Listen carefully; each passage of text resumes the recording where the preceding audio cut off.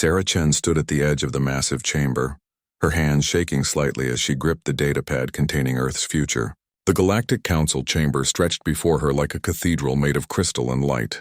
Hundreds of alien beings filled the towering seats that spiraled upward into the darkness above. She had never seen so many different life forms in one place. The chamber walls pulsed with soft blue light, and the air hummed with translation devices that would carry her words to every species present. Sarah took a deep breath and walked forward. Her footsteps echoed in the sudden silence as thousands of eyes, stalks, sensors, and other sensory organs focused on her. "Honored council members," Sarah began, her voice steady despite her fear. "I am Ambassador Sarah Chen, representing the planet Earth and the human species. I come before you today with an urgent request for help." A ripple of what sounded like laughter came from some of the alien delegates. Sarah ignored it and activated her holographic display. The air above her head filled with images of space, showing star systems and the movement of massive dark shapes between them. 6 months ago, our long-range sensors detected something moving toward our solar system, Sarah continued. "We call them the Devourers. They are not like any life form we have ever seen. They consume everything in their path. Planets, moons, asteroids, even stars themselves." The hologram showed the destruction of the Kepler 442 system. Sarah watched the faces of the council members as they saw entire worlds being broken apart and consumed by massive biomechanical ships. Some aliens shifted uncomfortably in their seats. Others seemed bored. "The Devourers have already destroyed 17 star systems," Sarah said. "Our scientists estimate they will reach Earth in less than 2 years. We are asking the Galactic Council for military assistance under the Mutual Defense Compact. Humanity is willing to contribute all our resources to this fight, but we cannot face this threat alone." Sarah's presentation continued for 30 minutes. She showed battle recordings from the few ships that had escaped Devourer attacks.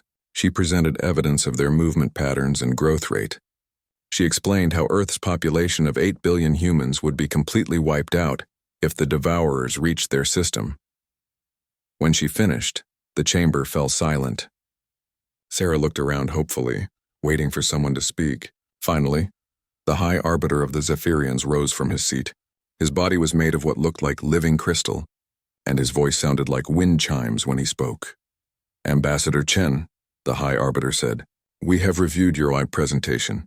The Council must ask several questions before we can consider your request." Sarah nodded eagerly. "Of course, High Arbiter.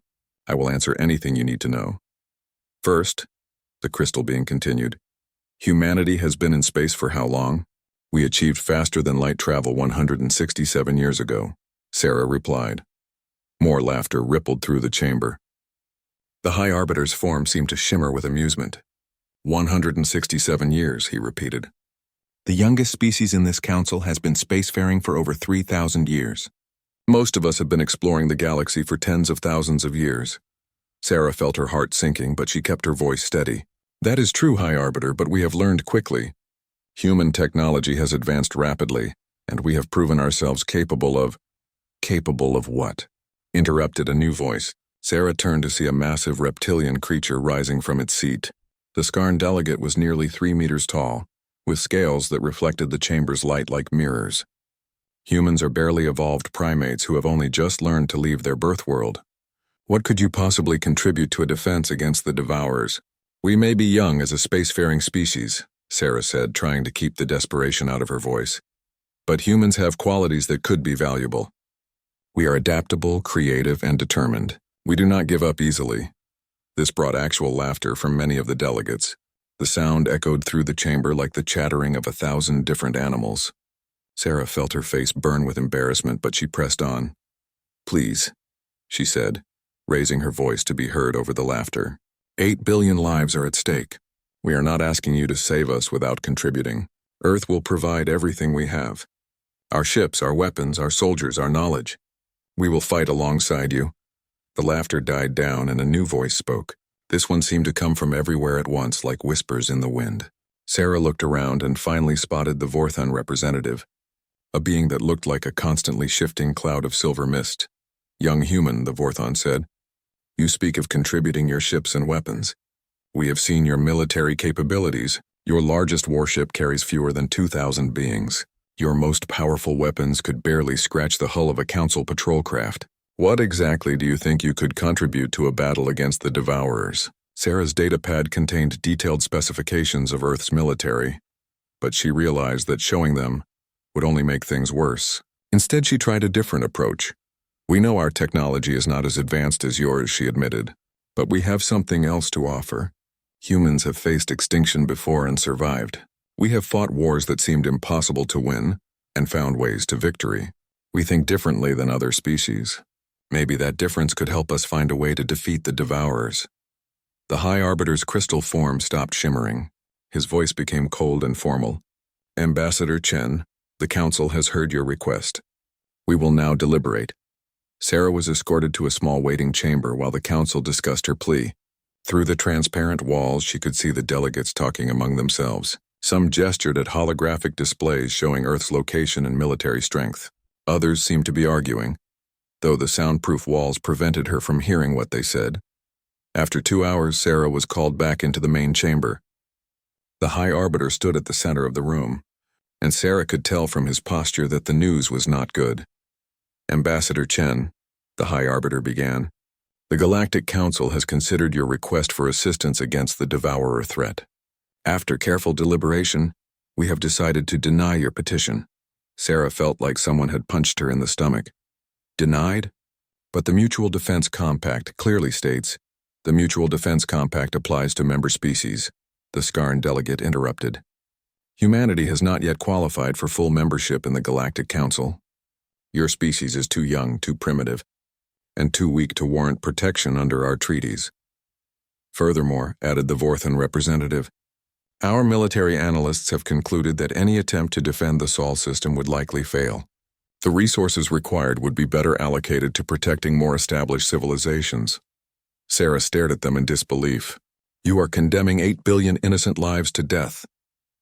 The galaxy is a harsh place, young human, the High Arbiter said. Species that cannot defend themselves do not survive. This is the natural order. Perhaps if humanity had spent more time developing your military capabilities instead of expanding so rapidly, you would not find yourselves in this situation. The Council's decision is final, the Skarn delegate added. Earth's petition for assistance is rejected. You may return to your homeworld and prepare your people. Sarah wanted to scream, to rage at the injustice of it all. But she was a diplomat, and she had to maintain her dignity even in defeat. She bowed formally to the Council. Thank you for your time, she said, her voice barely controlled. I hope you never find yourselves in need of help that others refuse to give.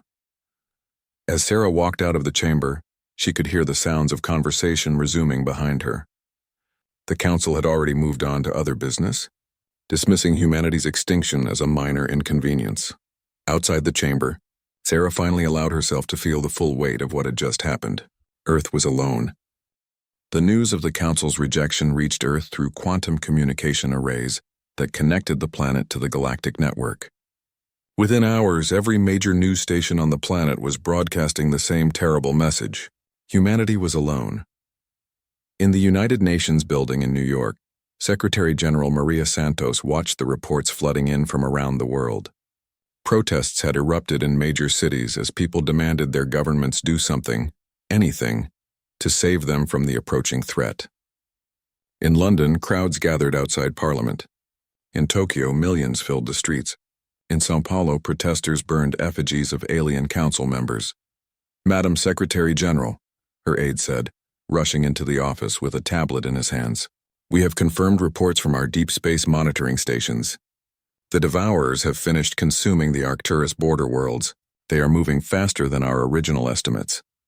Maria looked at the data scrolling across the screen. The massive biomechanical ships were accelerating as they fed, growing larger and more numerous with each system they devoured. What had started as perhaps 50 ships had become over 200. Each one was now the size of a small moon. How long do we have? Maria asked. 18 months, the aide replied. Maybe less if they continue to accelerate. Dr. Marcus Webb sat in his laboratory at the Geneva Research Center, staring at the xenobiological data he had been studying for months. As Earth's leading expert on alien life forms, he had been the first to understand what the Devourers really were. Unlike anything else in the known galaxy, They were not truly alive in the traditional sense. They were machines that had learned to grow and reproduce like living things. Dr. Webb, his assistant, called from across the lab. The BBC wants another interview. They are asking if you have any new information about devourer weaknesses. Marcus shook his head sadly. Tell them what I have told everyone else. We know almost nothing about how to fight them. Every species that has encountered the devourers has either fled or been consumed. There are no survivors to interview, no battle records to study, no weapons that have proven effective. The assistant hesitated. Sir, what about the Kepler incident? The ship that escaped? Marcus pulled up the file on his computer. One small courier ship had managed to escape the destruction of Kepler 442 by hiding inside an asteroid field while the devourers fed. The pilot, a Regelian trader named Vex, had provided the only first-hand account of a devourer attack. Vex described ships that could break apart planets like cracking nuts, Marcus said. Weapons that turned matter into energy and absorbed it. The devourers do not just destroy civilizations, they consume everything. Even the asteroids, even the cosmic dust. They leave nothing behind but empty space. But surely there must be some way to fight them, the assistant said hopefully. Marcus looked at his young colleague and wished he could offer some comfort. The devourers have been moving through the galaxy for thousands of years. In all that time, no species has found a way to stop them. The best anyone has managed is to run away fast enough to avoid being caught. In orbit around Earth, Admiral Jackson Pierce stood on the bridge of the space station Unity, humanity's largest military installation. Through the massive viewing windows, he could see Earth turning slowly below, blue and white and beautiful. In 18 months, it might be nothing but scattered atoms floating in space. Admiral, his communications officer said, we are receiving reports from scout ships throughout the outer system. The hegemony of Arcturus has begun evacuating their remaining worlds. They are not even trying to fight. Pierce was not surprised. The Arcturians were one of the most technologically advanced species in the galaxy, with weapons and shields far beyond human understanding. If they were running instead of fighting, what hope did humanity have? Sir, another officer spoke up, we have a communication from the lunar shipyards. They want to know if we should continue with the production schedule for the new destroyer class. Pierce almost laughed. Humanity's newest and most powerful warships carried crews of 800 and weapons that could crack asteroids. Against devourer ships the size of moons, they would be like throwing pebbles at elephants. But what else could they do? Continue production, Pierce ordered. Double shifts if necessary. I want every ship we can build ready for battle. Sarah Chen sat in her apartment on Nexus Prime, the galactic capital where she had failed so completely to save her species. She had requested permission to stay and monitor the situation, hoping against hope that the Council might change their decision. But as the days passed, it became clear that no help was coming. Ambassador, her communication system announced, you have an incoming call from Earth. Sarah accepted the call and found herself looking at Secretary General Santos. The woman looked tired and older than when Sarah had left Earth 6 months ago. Sarah, Maria said, I want you to know that none of this is your fault. You did everything possible. It was not enough, Sarah replied. I should have found a way to convince them. You presented our case perfectly. The problem is not with what you said, but with who we are. The Council sees us as children playing with toys we do not understand. Sarah had been thinking about this constantly since the rejection. Maria, there is something else. I have been listening to the communications traffic here on Nexus Prime. The Council species are scared. Really scared. Not just of the devourers, but of what it means that no one can stop them. What do you mean? The devourers have never attacked the core worlds before. They have always stayed in the outer rim, consuming primitive species and uninhabited systems. But now they are moving toward the galactic center. The Council species are starting to realize that running away is not a long-term solution. Maria leaned forward. Are you saying they might reconsider helping us? Sarah shook her head. No. They still think Earth is not worth saving. But some of them are starting to worry about what happens when the devourers finish with us and keep moving inward. The conversation was interrupted by an emergency alert that echoed through Sarah's apartment. She switched to the Galactic News Network and watched in horror as new reports came in. The devourers had not slowed down after consuming the Arcturus worlds. Instead, they had split into multiple fleets and were attacking 3 different systems simultaneously. My God, Maria whispered, as they watched live footage of devourer ships tearing apart a planet. They are learning, adapting, Sarah nodded grimly, and growing stronger with every world they consume. Back on Earth, the world's leaders gathered for an emergency session of the United Nations Security Council. The debate was fierce and desperate.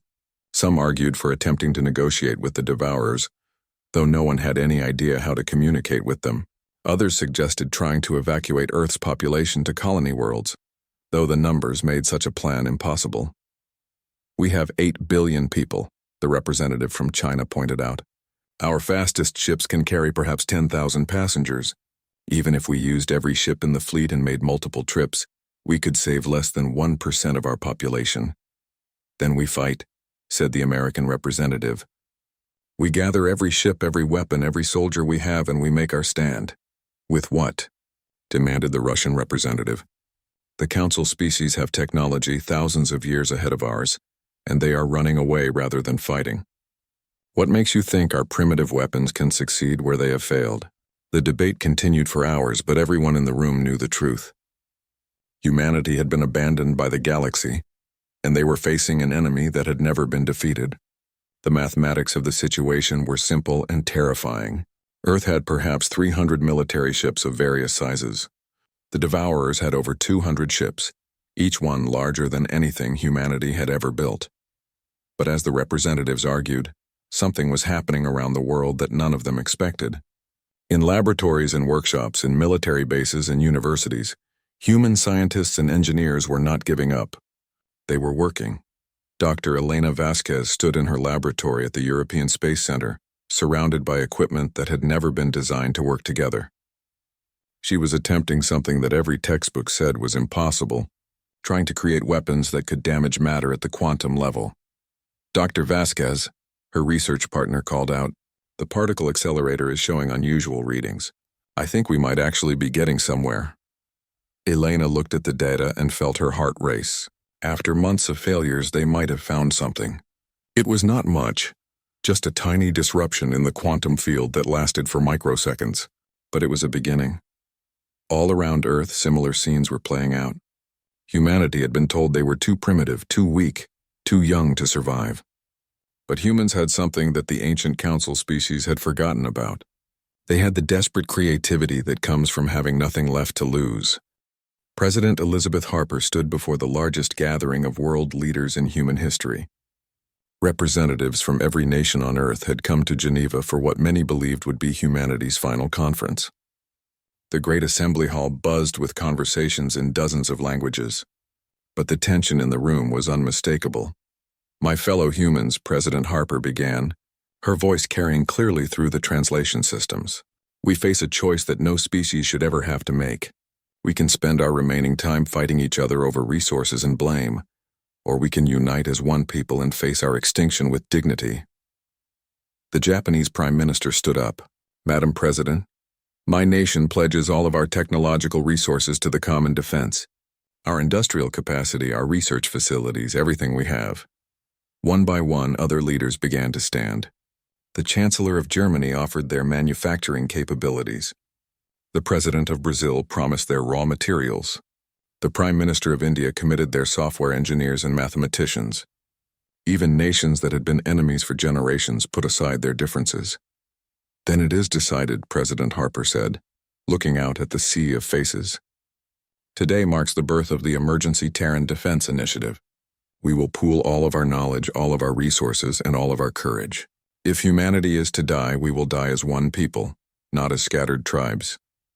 In the months that followed, Earth transformed in ways that would have seemed impossible just a year earlier. The old boundaries between nations became meaningless as resources flowed to wherever they were needed most. Chinese rare earth metals were shipped to American weapons factories. German precision engineering was combined with Russian heavy industry. Japanese electronics were integrated with Indian software. Dr. Elena Vasquez found herself leading a research team that included scientists from 37 countries. Her laboratory in Geneva had become the center of humanity's most desperate project, developing weapons that could actually hurt the devourers. "The problem," Elena explained to her international team, "is that conventional weapons are useless against devourer ships. Their hulls are not made of any material we understand. Our best missiles bounce off them like raindrops. Dr. Yuki Tanaka from Tokyo raised her hand. What about the quantum disruption effect you discovered? Could we scale it up? Elena pulled up her latest research on the laboratory's holographic displays. That is exactly what we are trying to do. If we can create a quantum resonance cascade, we might be able to disrupt the molecular bonds that hold their ships together. Might, emphasized Dr. Petrov from Moscow. We are betting our entire species on a theory that might work. Do you have a better idea? Asked Dr. Williams from London. The room fell silent. They all knew that conventional warfare was hopeless. Humanity's only chance was to find some completely new approach that no one had tried before. Meanwhile, Admiral Pierce was overseeing the largest military mobilization in human history. Every shipyard on Earth and in the colonies was working around the clock. Cargo haulers were being converted into assault ships. Mining equipment was being turned into weapons. Even civilian spacecraft were being modified with whatever weapons could be fitted to their hulls. Admiral, his aide reported, the Asteroid Mining Consortium has agreed to convert their entire fleet. We will have an additional 400 ships, though most of them were never designed for combat. Pierce studied the production reports streaming across his screens. Humanity was building ships faster than any species in galactic history, but they were still hopelessly outnumbered. Quality would have to make up for quantity, but their ships were still primitive compared to Council technology. What about the new quantum weapons? Pierce asked. Dr. Vasquez's team has successfully tested a prototype. The quantum disruptor can create a field that destabilizes matter bonds, but the power requirements are enormous. We can only fit one on our largest ships, and it takes nearly all of their reactor output to fire at once. Pierce nodded grimly. 1 shot per ship, and they did not even know if it would work against actual Devourer hulls. But it was better than nothing. The transformation was not just technological. Something fundamental was changing in human society as well. The knowledge that their species faced extinction had awakened something primal in the human spirit. Old grudges were forgotten. Ancient prejudices were set aside. People worked together with an intensity and focus that surprised even themselves. Dr. Marcus Webb watched this transformation from his laboratory, where he continued studying the limited data about Devourer biology. He had been monitoring communications from across human space, and what he saw amazed him. It is remarkable, he told his assistant. Every major breakthrough we have made in the past year has come from international collaboration. The Chinese discovered the quantum resonance effect, but it took German engineering to make it practical. American manufacturing scaled it up, but Russian metallurgy made it possible to contain the energy levels. Do you think it will be enough? His assistant asked. Marcus looked at the latest reports from the front. The Devourers had consumed 2 more systems and were continuing their advance toward Earth. They now numbered over 300 ships, each one growing larger as they fed. I do not know, Marcus admitted, but I know that we are not the same species we were a year ago. The Galactic Council dismissed us as primitive, but they failed to understand what humans become when we are truly desperate. In space, Captain Maria Santos commanded the converted cargo ship New Hope, one of hundreds of vessels that had never been designed for war, but were now humanity's front line. Her crew was a mix of former cargo handlers, merchant sailors, and volunteers who had never been in space before receiving 6 months of crash training. Captain, her navigator called out, we are receiving new orders from Fleet Command. All ships are to take position at the Neptune defense line. Santos looked at her ragtag crew and felt a mixture of pride and terror. They were about to face an enemy that had never been defeated, with ships that were barely military grade and crews that were mostly civilian. But they were human, and humans did not surrender. The defense preparations continued around the clock. Jupiter's moons were turned into massive weapon platforms. The asteroid belt was seeded with mines and automated defense drones. Mars became a giant factory producing ammunition and supplies. Even Earth's moon was covered with missile batteries and quantum disruptor arrays. Dr. Sarah Chen had returned from Nexus Prime and was now coordinating with the few alien contacts who were willing to share information. Most Council species had cut off all communication with Earth, writing off humanity as already dead. But a few individual aliens were secretly providing technical data. Ambassador, her alien contact, a Rigellian trader named Zex, said through encrypted communication, I have managed to obtain detailed scans of Devourer ship construction. The data suggests their hulls regenerate damage automatically. Sarah studied the information carefully. So even if we manage to hurt them, they can repair themselves? Yes, but there may be a weakness. The regeneration process requires enormous amounts of energy. If you could damage them faster than they can repair, you might overwhelm their systems. It was not much, but it was something. Sarah immediately forwarded the data to Dr. Vasquez's team. Every piece of information might make the difference between survival and extinction. As the months passed, Earth's defenses grew stronger, but so did the approaching threat. The Devourers had learned to split their forces, attacking multiple targets simultaneously to prevent organized resistance. They had also begun to change their ship designs, incorporating technology from the species they had consumed. Admiral Pierce stood on the bridge of humanity's newest flagship, the Defiance. It was the largest ship humans had ever built, nearly 2 kilometers long and armed with the most powerful quantum disruptor they had been able to create. Around him, his crew prepared for what might be humanity's final battle. Admiral, his communications officer, reported, long-range sensors are detecting massive gravitational distortions at the edge of the system. The Devourers have arrived. Pierce looked out at the stars and saw them beginning to flicker and dim as something enormous passed between them and Earth. The enemy had come at last. Send word to all ships, Pierce ordered. Humanity makes its stand today. Whatever happens, we face it together. Across human space, 8 billion people looked up at the sky and wondered if they would see another sunrise. But they were no longer the same species that had begged the Galactic Council for help. They had become something new, something that the ancient aliens had not recognized. They had become human beings with nothing left to lose and everything to fight for. The first Devourer ships appeared at the edge of the solar system like dark wounds in space itself. Admiral Pierce watched from the bridge of the Defiance as his sensors struggled to measure the massive biomechanical vessels. The largest one was nearly the size of Earth's moon, its surface crawling with strange growths that pulsed with unnatural light. How many? Pierce asked his sensor operator. 317 confirmed contacts, sir. More are still emerging from hyperspace. The young lieutenant's voice shook slightly as she read the numbers. Admiral, the largest ship is showing power readings that are off our charts. Pierce nodded grimly. Humanity's entire fleet numbered just over 800 ships, but most of them were converted civilian vessels. Against an enemy that had never been defeated, they were about to attempt the impossible. Send the signal, Pierce ordered. All ships engage at will. Remember, our goal is not to win. Our goal is to show these monsters that humans do not die quietly. The first engagement began at Neptune's orbit, where Captain Elena Rivera commanded a squadron of modified mining ships.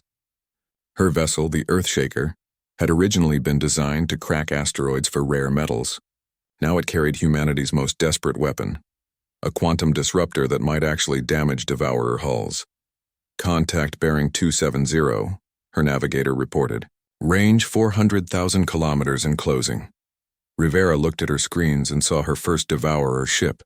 It was beautiful in a terrible way, like a living sculpture made of metal and flesh. Organic-looking cables stretched between mechanical structures, and the entire surface seemed to breathe with malevolent life. All ships, this is Rivera. We are going in. Remember the plan. Hit them fast, hit them hard, and get out before they can respond. The human ships accelerated toward their target, their engines burning at maximum power. The Devourer ship seemed to ignore them at first, continuing its steady approach toward the inner system. Then suddenly it began to change. Captain, Rivera's weapons officer shouted. The enemy ship is deploying some kind of weapon array. The Devourer's hull split open like a flower, revealing clusters of what looked like organic cannons. Energy beams lanced out across space, each one powerful enough to vaporize a human ship. Rivera watched in horror as 3 of her vessels simply disappeared, turned to plasma in milliseconds. Evasive maneuvers, she ordered. Return fire! The human ships scattered like startled fish, their pilots using every trick they had learned in their brief training. They rolled and weaved through space, trying to avoid the devastating energy beams while closing to weapons range. Rivera's ship shuddered as a near miss overloaded their shields. Quantum disruptor charged and ready, her weapons officer reported. Fire! The quantum disruptor unleashed a wave of invisible energy that struck the Devourer ship's hull. For a moment, nothing seemed to happen. Then, to Rivera's amazement, a section of the alien hull began to dissolve, its molecular bonds breaking apart at the quantum level. "We heard it," someone shouted over the communications channel. The quantum weapons work. But their celebration was short-lived. The damaged section of the Devourer ship began to regenerate, new material flowing over the wound like living metal. Within minutes, the damage was completely healed. "It is repairing itself," Rivera said in disbelief. "How do we fight something that can heal any damage we do?" The answer came from an unexpected source. Lieutenant Commander Kim Park, commanding a converted passenger liner called Hope's Light, had been watching the battle and noticed something important. "All ships. This is Park. I think I see a pattern. The regeneration process is creating heat signatures. The ship is using massive amounts of energy to repair itself." Rivera understood immediately. "If we can damage it faster than it can heal." "Exactly. All ships, concentrate your fire on the same target area. Do not let it finish regenerating before we hit it again." The surviving human ships coordinated their attack, focusing all of their quantum disruptors on a single section of the Devourer's hull. The alien ship's regeneration system struggled to keep up with the sustained damage. Finally, something critical failed, and a massive explosion tore through the Devourer's interior. "Target destroyed," Park shouted over the communication channel. "We did it. We actually killed one of them." The celebration echoed across the human fleet. For the first time in galactic history, a Devourer ship had been destroyed, but their victory came at a terrible cost. Of the 50 ships that had started the battle, only 12 remained. News of the victory and defeat spread quickly through the human fleet. Admiral Pierce received the reports on the bridge of the Defiance and felt a mixture of pride and despair. They had proven that the Devourers could be killed, but the price was devastating. "Admiral," his communications officer said, "we are receiving a transmission from the Galactic Council. They want to speak with you directly." Pierce accepted the communication and found himself looking at the crystal form of the Zephyrian High Arbiter. The alien's usual arrogance was nowhere to be seen. "Admiral Pierce," the High Arbiter said, "we have been monitoring your battle. Our sensors confirm that you have actually destroyed a Devourer vessel." "That is correct," Pierce replied coldly. "No thanks to you. Admiral, the Council wishes to reconsider our previous decision. Perhaps we can discuss terms for military assistance." Pierce looked at the alien and felt a surge of anger. Where was this offer when we needed it? When we begged you for help? "The situation has changed," the High Arbiter said uncomfortably. "The Devourers have altered their movement patterns. They are no longer content to consume only outer rim worlds. After they finish with your system, our projections show them moving toward the galactic core. So now that your own worlds are threatened, you want to help," Pierce said. "How convenient." Before the High Arbiter could respond, alarms began sounding throughout the Defiance. The main Devourer fleet had reached the asteroid belt and was beginning its assault on the inner system defenses. "Admiral," his tactical officer reported, "enemy forces are engaging our automated defense platforms. Estimated time to Mars orbit, 6 hours. Pierce looked back at the alien on his screen. "High Arbiter, thank you for your offer, but humanity will handle this ourselves. We have learned not to count on help from others." He cut the communication and turned to his crew. "All ships prepare for the final assault. Today we find out what humans are really made of." The battle for Mars was even more intense than the fight at Neptune.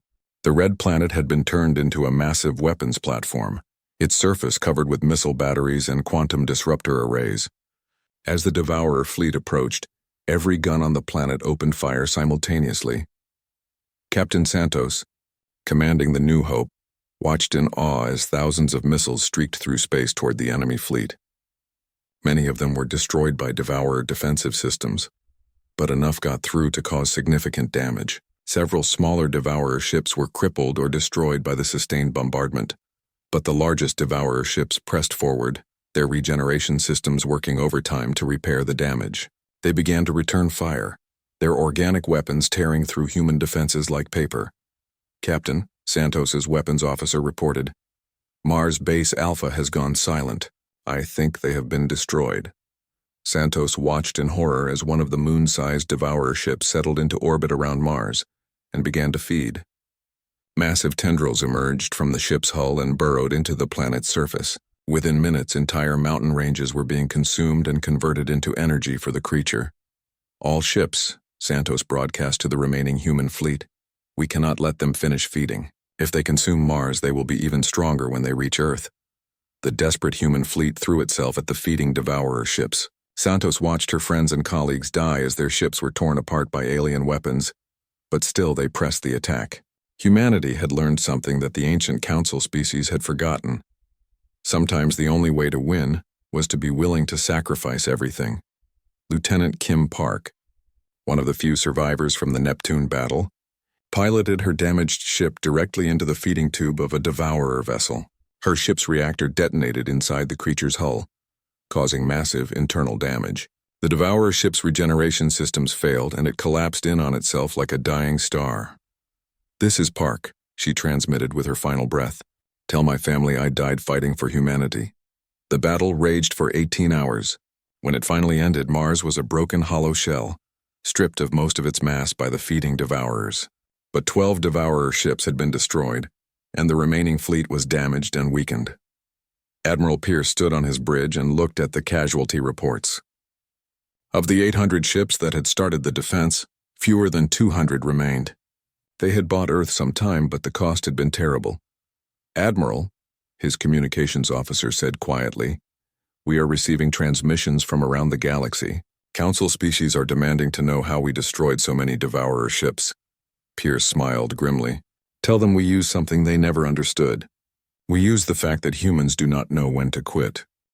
The surviving devourer fleet regrouped near Jupiter's orbit, their massive ships slowly regenerating damage from the battle at Mars. Admiral Pierce watched from Earth's orbit as his sensors counted the enemy vessels. Nearly 300 ships remained, including the largest one that his crew had nicknamed the Queen because of its enormous size and the way the other ships seemed to orbit around it. Dr. Elena Vasquez had been working non-stop since the Mars battle, analyzing the wreckage and energy signatures from the destroyed devourer ships. Her discoveries were troubling. "Admiral," she reported via secure communication, "I have been studying the quantum resonance patterns from the destroyed enemy vessels. They are all connected somehow, sharing information and energy through some kind of quantum entanglement network." Pierce studied the data on his command screens. "What does that mean for our chances?" "The good news is that this connection might be a weakness we can exploit. The bad news is that the largest ship, the one your crew calls the Queen, appears to be the central node controlling the entire network. If we could disrupt that connection, we might be able to confuse or disable the entire fleet," Pierce finished. "But how do we get close enough to that monster? It is the size of a small moon and protected by hundreds of other ships." Elena's voice was grim when she replied, "I have an idea, but you are not going to like it." While the scientists worked on their desperate plan, the political situation in the galaxy was changing rapidly. News of humanity's unprecedented success against the Devourers had spread throughout Council space, causing panic among the ancient civilizations. Ambassador Sarah Chen, still on Nexus Prime, found herself suddenly popular for the first time since arriving at the galactic capital. Alien diplomats who had previously ignored her were now requesting urgent meetings.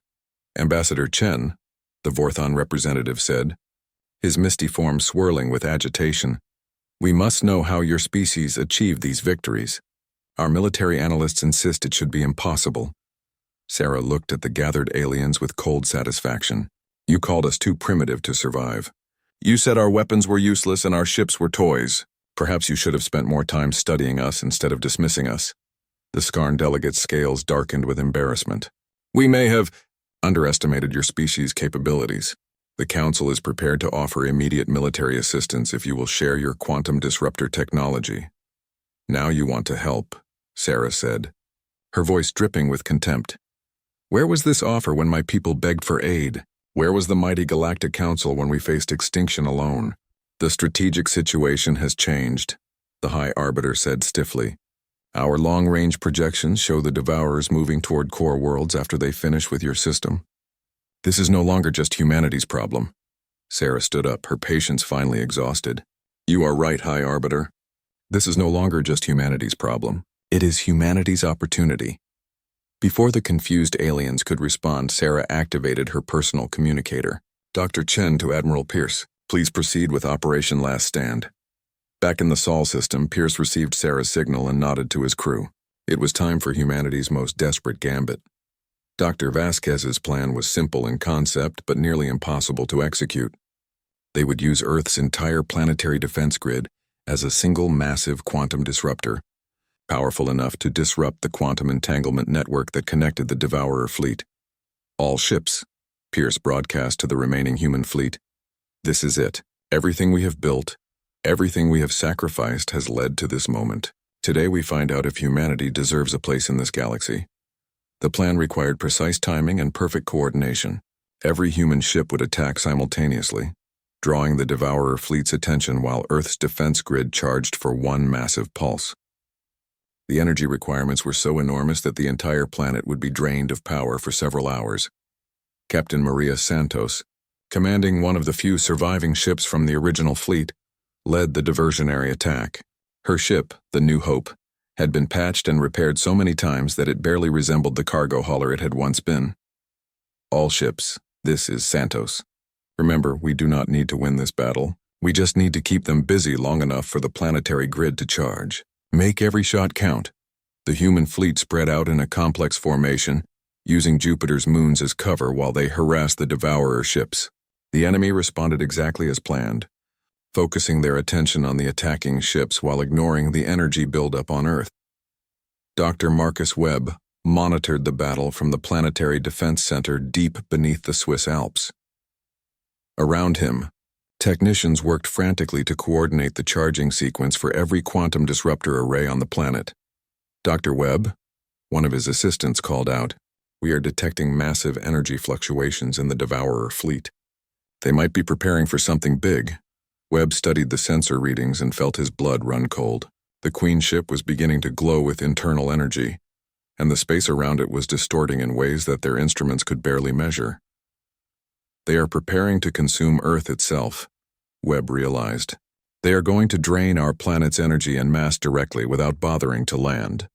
The realization added desperate urgency to their preparations. If the Devourers began their feeding process before the planetary grid was ready, humanity would lose their only chance. "How much longer?" Webb demanded. 60 seconds to full charge," came the reply. On Earth's surface, 8 billion people watched the sky and waited. In every major city, crowds had gathered in public squares to witness humanity's final gamble. Children pressed their faces against windows, not fully understanding what was happening, but sensing the importance of the moment. In space, the diversionary battle was reaching its climax. Captain Santos watched her fleet being systematically destroyed by the superior Devourer weapons, but they had achieved their goal. The enemy's attention was completely focused on the attacking ships. "Santos to planetary defense," she transmitted. "We cannot hold them much longer. Whatever you are going to do, do it now." Deep underground, Dr. Webb received the message and turned to his team. "Initiate planetary quantum pulse in 10 seconds. All arrays prepare to fire on my mark." The countdown echoed through the command center. Around the world, every quantum disruptor array turned its focus toward the massive Queen ship hanging in space like a malevolent star. 5, 4, 3, 2, 1, mark. The effect was immediate and devastating. Every quantum disruptor on Earth fired simultaneously, creating a pulse of coherent quantum energy that raced across the solar system at the speed of light. When it struck the Queen ship, the massive vessel's hull began to dissolve as its molecular bonds were disrupted at the quantum level. But more importantly, the pulse severed the quantum entanglement network that connected the Devourer fleet. Suddenly, 300 ships found themselves cut off from their central command, confused and disoriented. The Queen ship's regeneration system struggled to repair the quantum damage, but the disruption was too severe. Internal explosions began to tear through the massive vessel as its own absorbed energy turned against it. The creature that had commanded the fleet for millennia was dying. "All ships," Admiral Pierce broadcast. "The network is down. The Devourers are confused and vulnerable. Press the attack." The remaining human ships threw themselves at the disoriented enemy fleet. Without their central coordination, the Devourer ships began to attack each other, their damaged sensory systems unable to distinguish friend from foe. Captain Santos, her ship badly damaged but still fighting, watched in amazement as the enemy fleet tore itself apart. "I cannot believe it," she transmitted. "They are destroying each other." The battle continued for 6 more hours, but the outcome was no longer in doubt. One by one, the Devourer ships succumbed to their own confusion and the determined attacks of the human fleet. When the last enemy vessel finally fell silent, the solar system was filled with the wreckage of what had once been an unstoppable force.